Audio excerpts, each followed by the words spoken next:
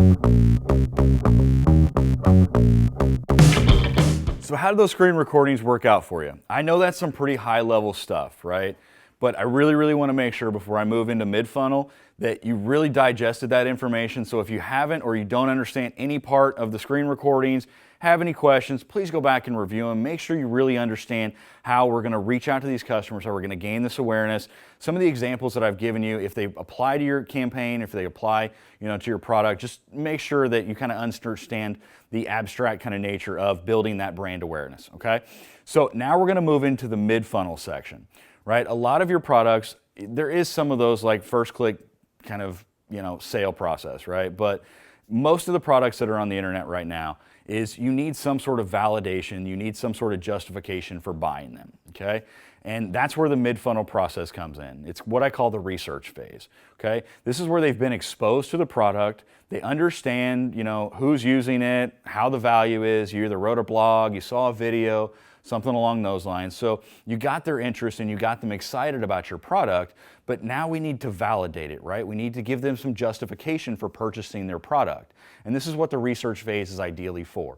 This is not so much about call to actions like, hey, buy my product right now for $2.99, giving them price points. This is about increasing the pain points on those that you've been contacted on, right? Through additional validation and justification for buying the product. And I know I keep saying that over and over, but that's literally what this phase is, okay? You've got to make them happy with buying your product for a couple different reasons, right? First of all, they got to make the commitment first.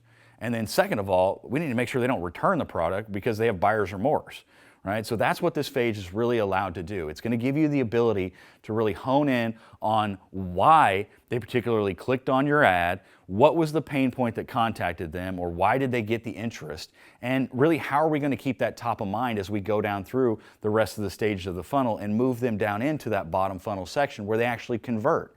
And not only that, as long as we go really through that in the process, we increase that validation, we increase that justification, and we increase that loyalty, then that's going to increase your lifetime value as well, which we'll cover in the next section as well. So I want you to pay attention very closely to some of these screen recordings that I've attached in this lesson to really understand how you're going to increase the pain points, increase the validation, and more than anything, what we do by that is just exposing the profit, basically the PowerPoints of your product, right? Why is it a good product? What's the quality of it? What is it going to solve for them? How other different modalities does it have? And additionally, this is also where you can start exposing additional products throughout this that'll complement the original product that you've exposed, right? This is also where you make them comfortable with you as a brand, okay?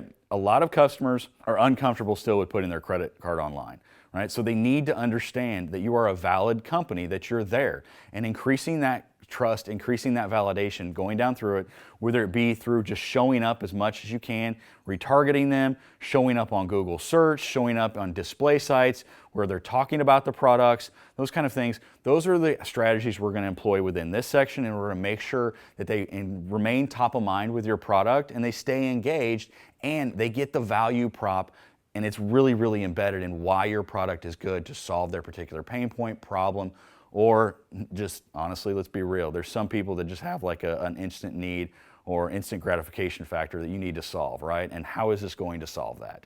So dive into the screen recordings and let's see you in the next lesson.